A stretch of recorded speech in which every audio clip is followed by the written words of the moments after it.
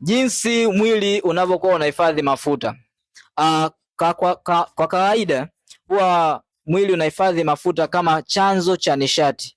Sasa mchakato wake unakuwa hivi: baada ya kula chakula, hasa kama wanga, ugali, mkate au sukari, mwili hubadilisha ile sehemu ya wanga kuwa glucose au sukari ya damu.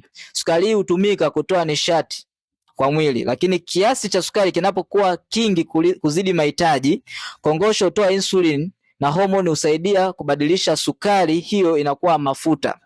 Lakini mafuta haya yanahifadhiwa kwenye tumbo, kwenye mapaja, kwenye mikono na sehemu za ini.